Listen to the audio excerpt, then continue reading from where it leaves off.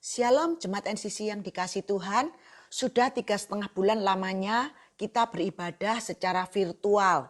Rasanya sudah sangat rindu untuk kita bisa kembali berjumpa muka dengan muka di dalam ibadah seperti waktu belum ada wabah COVID-19 ini. Tetapi saya percaya tidak ada sesuatu apapun boleh terjadi tanpa seizin Tuhan. Dan yang pasti COVID-19 ini bukan dari Tuhan. Tetapi apakah Tuhan tahu tentang COVID-19 ini? Jawabannya adalah sangat tahu. Apakah Tuhan bisa menyingkirkannya? Jawabannya adalah sangat bisa. Kenapa kok belum disingkirkan? Pasti Tuhan punya maksud yang baik di balik COVID-19 ini yang tidak atau belum kita ketahui. Karena Tuhan kita adalah Tuhan yang ahli mengubah sesuatu yang buruk menjadi kebaikan bagi kita anak-anaknya. Bila kita memikir-mikir pakai pikiran kita, rasanya tidak mungkin COVID-19 ini bisa berakhir dan kita bisa seperti dulu lagi. Bebas bertemu, bebas berkumpul-kumpul dengan tanpa was-was, tanpa masker. Tetapi percayalah, Tuhan pegang kendali atas segala sesuatu. Dan tidak ada yang kekal di dalam dunia ini. Seperti yang dikatakan di dalam Pengkhotbah 3 ayat 1. Untuk segala sesuatu ada masanya. Untuk apapun di bawah langit ada waktunya. Jadi segala sesuatu di dunia ini ada waktunya. Tidak bisa selama-lamanya. Seperti yang Tuhan Yesus sendiri pernah katakan kepada murid-muridnya ketika ia akan naik ke surga. Mari kita lihat di dalam Kisah Para Rasul 1 ayat 6 sampai 7. Maka bertanyalah mereka yang berkumpul di situ, Tuhan, maukah engkau pada masa ini memulihkan kerajaan bagi Israel? Jawabnya, engkau tidak perlu mengetahui masa dan waktu yang ditetapkan Bapa sendiri menurut kuasanya. Jadi semuanya ada masa dan waktu. Semua under kontrolnya. Dan yang mengontrol semua ini adalah Bapa kita yang sangat mengasihi kita, anak-anaknya. Jadi kesadaran kita bahwa kita adalah anaknya yang sangat dikasihinya. Inilah yang membuat kita tidak takut dan tidak khawatir akan segala yang akan terjadi di dunia ini. Tidak khawatir apa yang sekarang iblis lakukan dengan menyebarkan virus COVID-19 ini. Karena iblis selalu mereka-rekakan yang jahat untuk kita manusia. Tapi Tuhan bisa mengubahnya untuk kebaikan kita semua. Yang pasti COVID-19 ini Tuhan izinkan untuk menyadarkan manusia bahwa mereka perlu Tuhan. Ini bagi mereka yang belum mengenal Tuhan. Dr. Tom Frieden, seorang ilmuwan Amerika Serikat, yaitu mantan Direktur Pusat Pengendalian Pencegahan Penyakit, pernah menulis untuk CNN bahwa virus yang sekarang lagi booming ini, yaitu virus COVID-19, tidak dapat dihentikan. Tidak dapat dihentikan. Karena daya tahan tubuh manusia ini dapat ditumpulkan. Virus ini bisa bermutasi, mutasi yang manusia tidak bisa mengikutinya. Hanya pertolongan Tuhan saja yang bisa menghentikan virus ini. Ilmuwan Amerika Serikat ini berkata hanya dengan pertolongan Tuhan saja virus ini bisa berhenti. Dalam arti hanya Tuhan saja yang bisa menghentikan virus ini. Bukan vaksin, bukan obat. Karena virus ini akan selalu bermutasi. Nah, dengan hal yang seperti ini, manusia yang belum kenal Tuhan akan sadar bahwa mereka perlu Tuhan. Bahwa mereka tidak bisa melakukannya sendiri dengan usaha mereka.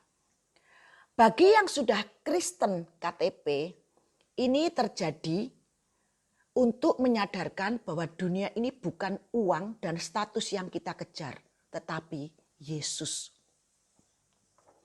Ada quote di Instagram yang saya baca, bahkan sempat saya posting di grup NCC yang berbunyi, rumah sementara, mobil sementara, uang sementara, Yesus kekal selama-lamanya.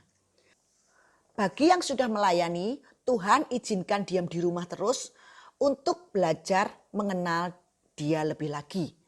Lebih banyak baca firman, lebih banyak berdoa, memuji dan menyembah Tuhan, sekalipun keselamatan kita ini sudah pasti, yaitu hanya karena percaya saja dan bukan ditentukan oleh karena banyak atau sedikitnya kita baca firman dan berdoa dan memuji menyembah Dia. Tetapi ini bukan berarti kita santai-santai dan tidak membaca firman ataupun berdoa ataupun memuji dan menyembah Dia. Yang benar adalah justru karena kita tahu Tuhan begitu baik sudah menyelamatkan kita, maka kita jadi lebih rajin untuk baca firman, punya kerinduan untuk baca firman, untuk berdoa, untuk memuji Tuhan lebih dan lebih lagi. Tuhan Yesus sendiri pernah berkata kepada murid-muridnya sebelum Dia disalibkan di Matius 26 ayat 41, berjaga-jagalah dan berdoalah supaya kamu jangan jatuh ke dalam pencobaan. Roh memang penurut tetapi daging lemah. Dan perlu kita ketahui, selama kita masih diam di dalam tubuh ini, kita masih bersifat daging dan cenderung untuk memuaskan keinginannya. Sampai Paulus berkata di dalam Roma 7 ayat 24-25, aku manusia celaka. Siapakah yang akan melepaskan aku dari tubuh maut ini? Syukur kepada Elohim oleh Yesus Kristus Tuhan kita. Dan Paulus pun menyadari bahwa di dalam dirinya, bahkan di dalam diri semua manusia, tidak ada sesuatu yang baik. Mari kita lihat Roma 7 ayat 18-20. Sebab aku tahu bahwa di dalam aku, yaitu di dalam aku sebagai manusia, tidak ada sesuatu yang baik. Sebab kehendak memang ada di dalam aku, tetapi bukan hal berbuat apa yang baik. Sebab bukan apa yang aku kehendaki, yaitu yang baik yang aku perbuat, melainkan apa yang tidak aku kehendaki, yaitu yang jahat yang aku perbuat. Jadi, jika aku berbuat apa yang tidak aku kehendaki, maka bukan lagi aku yang memperbuatnya, tetapi dosa yang diam di dalam aku. Maksud Paulus tentang dosa yang diam di dalam aku ini adalah daging ini yang sudah terjual di bawah kuasa dosa. Roma 7 ayat 14b. Tapi aku bersifat daging terjual di bawah kuasa dosa. Ini kata Paulus. Nah, jadi selama kita ada di dalam tubuh ini, selama kita diam di dalam tubuh ini, kita tidak bisa melakukan apa yang baik tanpa Tuhan campur tangan. Jadi kalau ada orang yang mengaku baik dari diri sendiri karena usahanya sendiri tanpa ada campur tangan Tuhan di dalam orang itu, berarti orang itu sombong. Contoh, kita bisa memberi saja, Tuhan yang menggerakkan. Tanpa Tuhan yang menggerakkan, kita tidak akan bisa memberi atau berbagi dengan orang lain. Karena sifat manusia sejak jatuh dalam dosa itu sangat egois, mementingkan diri sendiri. Apalagi soal uang, wow, jangan ditanya. Pelit dan serakah itu sifat daging. Oleh sebab itu Paulus menulis di dalam 1 Timotius 6 ayat 10. Karena akar segala kejahatan ialah cinta uang. Sebab oleh memburu uanglah beberapa orang telah menyimpang dari iman dan menyiksa dirinya dengan berbagai-bagai duka. Demikian juga dalam hal keselamatan. Ini mutlak dari Tuhan. Bukan usaha manusia untuk dia bisa memilih Yesus. Bukan usaha manusia untuk manusia bisa selamat. Manusia sudah jatuh. Manusia sudah bangkrut. Tidak bisa ngapa-ngapain. Tidak bisa memilih yang baik. Karena pada waktu di Eden saja, pada waktu masih belum jatuh dalam dosa, untuk memilih dua pilihan aja, manusia tidak bisa memilih. Apalagi sekarang manusia sudah jatuh, pikirannya sudah jatuh. Bagaimana bisa memilih yang baik? 1 Korintus 12 ayat 3b berkata, dan tidak ada seorang pun yang mengaku Yesus adalah Tuhan selain oleh Roh Kudus. Ini jelas tertulis. Tidak ada orang bisa mengaku Yesus Tuhan. Tidak ada orang bisa percaya Yesus itu Tuhan. Kalau bukan karena Roh Kudus yang membuat orang itu bisa mengaku Yesus adalah Tuhan. Jadi keselamatan bukan usaha manusia untuk mau percaya. Tapi keselamatan mutlak dari Tuhan untuk membuat orang bisa mengaku Yesus adalah Tuhan.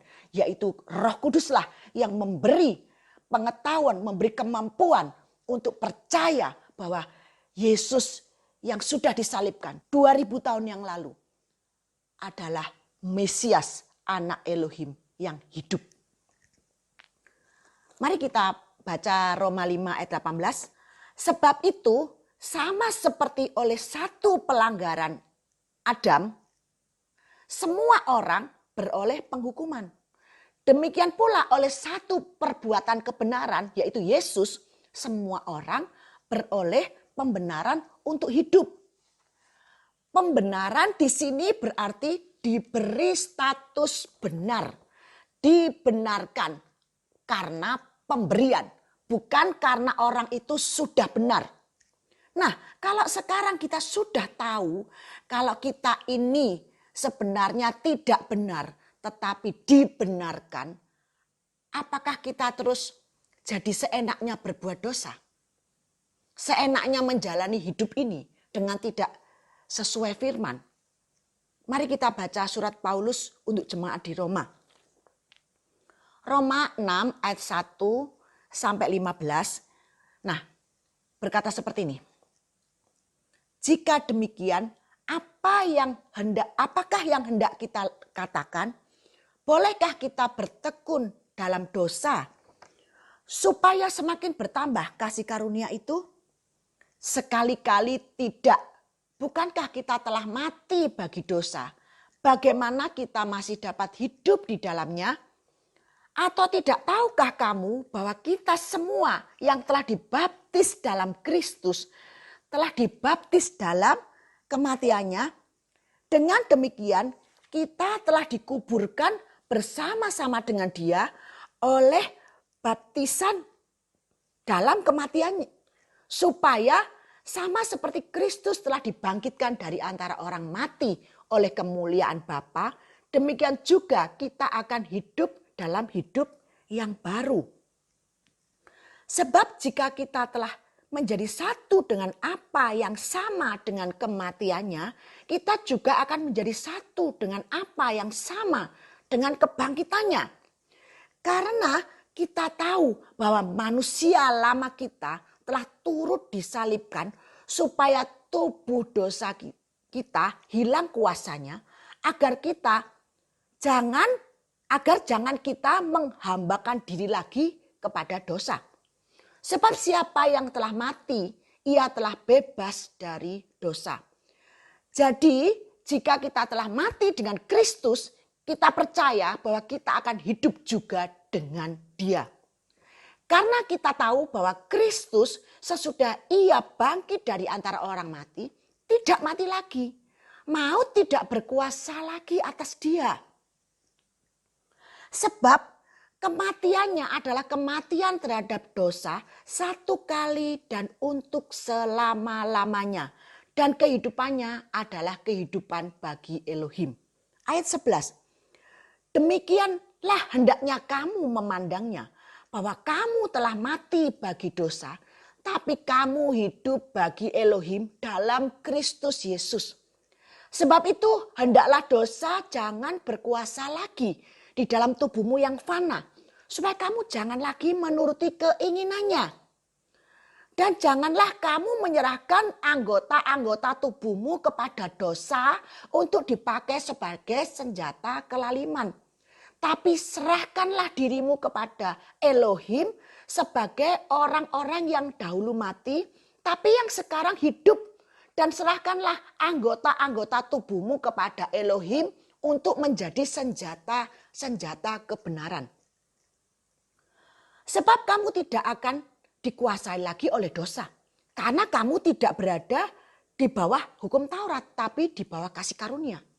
Jadi bagaimana? Apakah kita akan berbuat dosa karena kita tidak berada di bawah hukum Taurat, tetapi di bawah kasih karunia?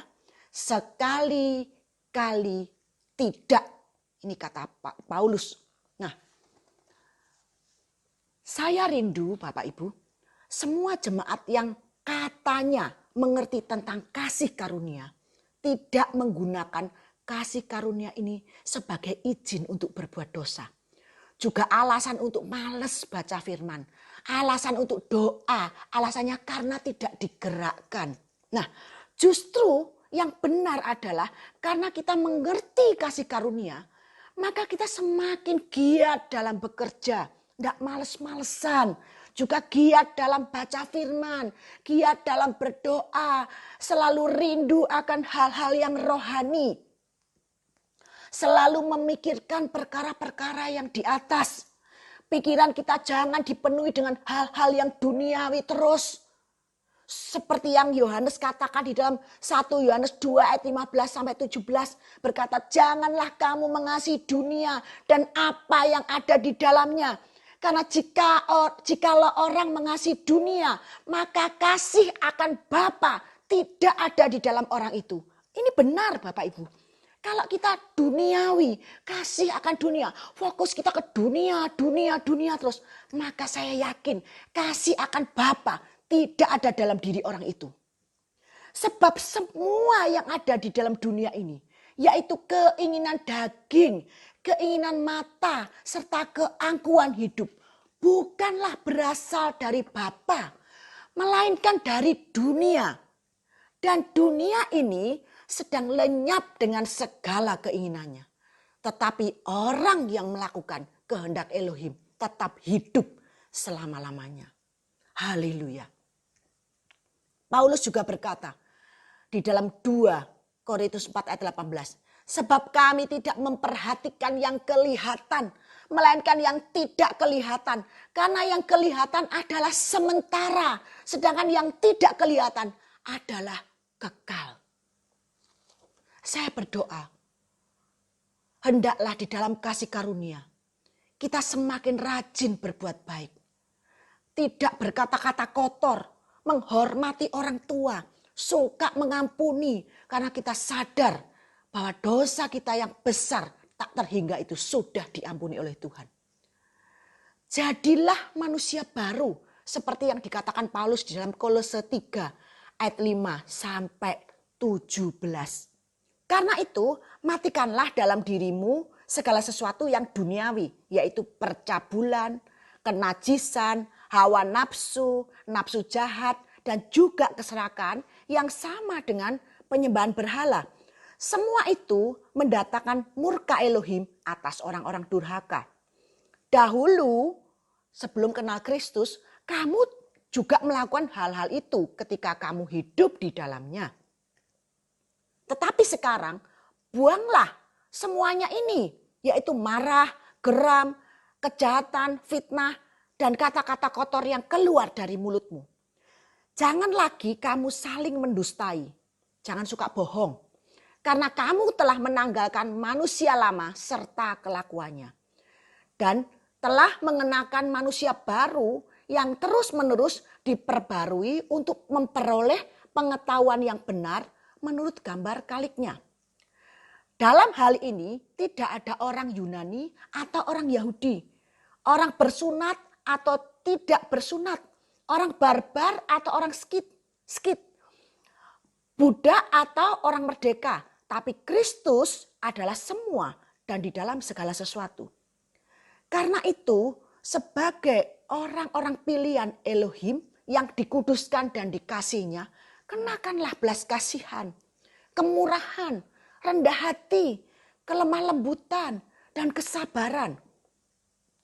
Sabarlah kamu seorang terhadap yang lain. Ampunilah seorang akan yang lain. Apabila yang seorang menaruh dendam terhadap yang lain, sama seperti Tuhan telah mengampuni kamu, kamu perbuat jugalah demikian. Dan di atas semuanya itu, kenakanlah kasih sebagai pengikat yang mempersatukan dan menyempurnakan. Hendaklah damai sejahtera Kristus memerintah dalam hatimu.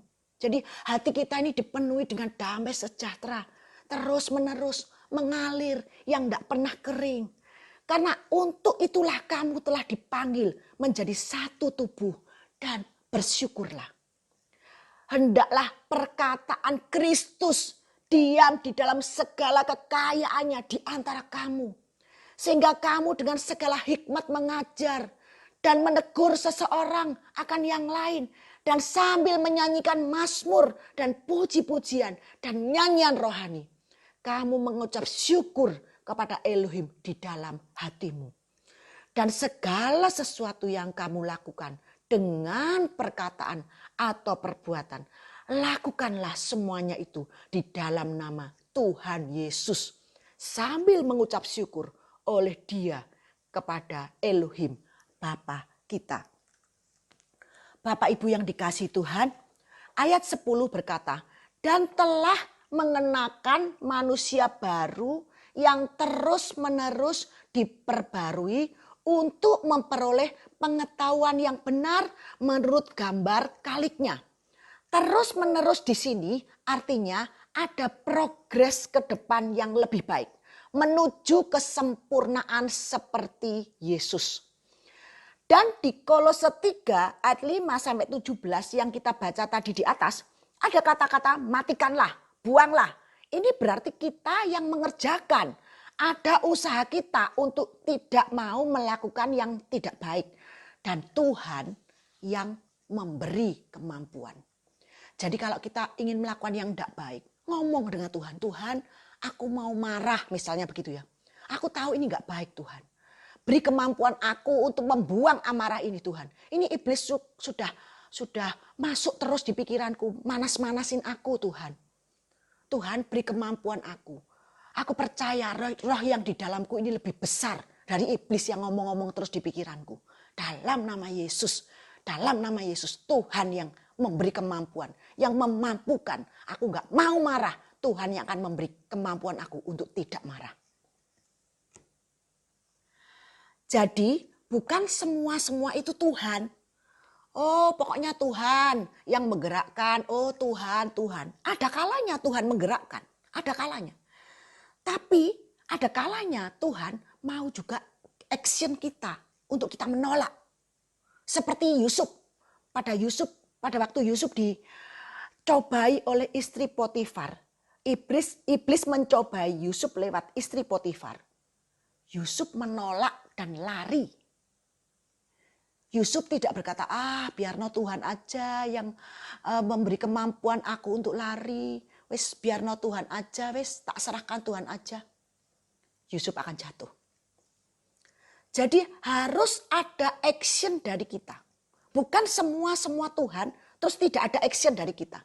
Sehingga orang luar yang melihat kita bisa menilai yang negatif terhadap kasih karunia. Sehingga ada yang tercetus kata-kata cheap grace. Oh, under kasih karunia ya. Oh, kasih karunia murahan. Cheap grace. Semua Tuhan. Semua Tuhan. Terus tingkah lakunya tidak seperti manusia baru di dalam Kristus. Tidak karu-karuan. Nah, 2 Petrus 3 ayat 18 berkata, tetapi bertumbuhlah di dalam kasih karunia. Dan dalam pengenalan akan Tuhan dan Juru Selamat kita, yaitu Yesus Kristus. Baginyalah kemuliaan sekarang dan sampai selama-lamanya. Bapak Ibu yang dikasihi Tuhan, di dalam kasih karunia itu ada pertumbuhan rohani. Dan pertumbuhan rohani itu didapat dari pengenalan kita akan Dia. Kita bisa kenal Tuhan dari membaca firman Tuhan dan lewat pengalaman pribadi dengan Dia. Dan itu sungguh luar biasa. Kita bisa peka akan suara Tuhan dan kita bisa sadar bahwa Tuhan itu yang mengatur setiap langkah hidup kita sehingga kita berjalan di dalam favor-Nya. Artinya bisa pas tepat waktu. Bukan dalam hal-hal yang rohani saja. Bahkan dalam hal-hal kecil sekalipun Tuhan turut bekerja Bapak Ibu. Banyak kesaksian-kesaksian yang ingin saya bagikan tentang bagaimana Tuhan itu sangat care dengan kita. Tuhan itu bisa bicara lewat firman yang saya baca tentang masalah saya yang tidak pernah saya pikirkan. Pada waktu saya baca firman, saya tidak memikirkan masalah itu. Tapi Tuhan bisa bicara pada waktu saya baca firman itu, dan tiba-tiba Roh Kudus mengingatkan bahwa bicaranya Tuhan itu adalah untuk masalah A. Dan saya bisa, yes, terima kasih Tuhan. Aku percaya masalah A itu akan berakhir dengan kemenangan. Nah, banyak sekali banyak kesaksian-kesaksian tentang bagaimana Tuhan sangat baik, sangat memperhatikan kita. Dia selalu ada bersama-sama kita. Dia selalu menjawab semua persoalan kita. Bahkan dalam hal-hal yang kelihatannya bukan rohani. Hal-hal yang kecil. Contoh soal HP. HP saya LCD-nya rusak Bapak Ibu. Tapi belum sampai mati. Saya sempat ke Jalan Sulawesi, yaitu ke tempat perbaikan HP Samsung itu ya. Saya sempat ke sana dan saya ditolak Bapak Ibu. Mereka berkata, oh belum tentu ini LCD-nya. Mungkin memori ibu penuh. Jadi ibu seharusnya periksa dulu, datanya dikosongkan dan semuanya. Lagi pula tidak ada stoknya di sini untuk HP model ibu, tidak ada LCD-nya. Ibu harus tinggal HP-nya selama 4 hari dan macam-macam. Akhirnya saya pulang Bapak Ibu. Saya pulang. Saya lihat ini HP kok mati lah, bukan mati ya, redup, di depannya redup lagi. Tapi saya biarin aja sampai kira-kira 4 bulan. Itu waktu saya ke sana itu bulan Maret sampai barusan kemarin saya ke sana 3-4 bulan ya. 3 bulan. Nah, pada waktu itu Tuhan tiba-tiba suatu hari menggerakkan saya pergi ke mall Bapak Ibu. Pada waktu kondisi COVID ini, tiba-tiba saya rindu untuk belanja di Ren Market. Nah, akhirnya saya ajak Mira untuk pergi ke Rens Market. Dari Rens Market tiba-tiba pikiran ini timbul ide. Oh iya, saya kan ingin membelikan HP untuk anak saya yang kecil, Michelle ya Bapak Ibu. Ya aku tak mampir ke Samsung dulu. Akhirnya padahal saya ini paling nggak suka pergi-pergi kalau zaman COVID ini, saya paling menjaga ya Bapak Ibu. Saya datang ke Samsung dan akhirnya saya belilah HP itu untuk Michelle. Terus Roh Kudus menuntun saya, pindahkan HP, pindahkan semua memori-memori di dalam HP-mu ini ke dalam HP-nya Michelle, pinjem, telepon dia, pindahkan sementara, dan kamu besok langsung ke Jalan Sulawesi. Ini Tuhan yang menggerakkan. Akhirnya saya pindahkan semuanya dan besok paginya saya ke Jalan Sulawesi. Saya berdoa dulu, Tuhan jangan sampai rame, Tuhan jangan sampai rame. Karena biasanya di sana rame banget. Ternyata sepi Bapak Ibu. Saya pertama kali langsung dilayani, langsung mbaknya berkata, oh Ibu untung Bu datang ke sini. Cepat-cepat ini sudah sebentar lagi sudah mati dan memorinya hilang. Semua. Akhirnya dan barangnya ada 2 jam langsung selesai. Dan setelah selesai saya ambil 2 jam kemudian saya balik ke GM. Saya ke Samsung lagi dan pindahkan data saya ke HP saya yang lama. Semuanya kelar dalam hari itu. Saya percaya ini semua adalah Tuhan. Di dalam hal-hal yang kecil sekalipun, yang tidak rohani kelihatannya, Tuhan tuntun setiap langkah kita. Apalagi dalam hal yang besar, hal yang luar biasa, yang bagi kita ini tidak mungkin, yang bagi kita tidak bisa mengerjakan kecuali Tuhan. Pasti saya percaya Tuhan akan campur tangan. Kalau dalam hal-hal kecil aja, Tuhan campur tangan. Dalam hal HP kecil, bukan rohani. Apalagi dalam hal-hal yang besar. Bapak Ibu, yakinlah dan percayalah. Karena dari kejadian demi kejadian inilah yang membentuk kita. Sehingga kita menjadi dewasa rohani. Semakin mengerti, semakin tahu betapa baiknya Tuhan kita. Dan merubah semua mindset kita yang salah tentang Tuhan. Dan itu berpengaruh kepada respon kita bila kita menghadapi persoalan dan tantangan dalam kehidupan kita. Karena di dalam kehidupan ini banyak persoalan dan tantangan. Dan itu setiap hari selalu baru, selalu ada. Tapi kalau kita mengerti bahwa Tuhan selalu ada bersama kita dan memimpin kita mengatasi semua persoalan dan masalah di dalam kehidupan ini, kita menjadi pribadi yang teduh Bapak Ibu. Kita bisa rest di dalam Dia. Karena kita percaya Dia tidak pernah meninggalkan kita. Dia pasti tuntun kita. Dia pasti memberikan yang terbaik untuk kita. Kita percaya rencananya pasti baik buat kita anak-anaknya. Sekalipun saat ini belum dapat kita mengerti. Kita bisa selalu berpikir positif, berkata-kata positif, bertingkah laku yang memuliakan Tuhan. Seperti yang dikatakan Tuhan Yesus di dalam Matius 5 ayat 16. Demikianlah hendaknya terangmu bercahaya di depan orang. Supaya mereka melihat perbuatanmu yang baik dan memuliakan Bapamu yang ada di surga. Saya percaya seluruh jemaat NCC akan menjadi pribadi yang selalu diperbarui hari demi hari.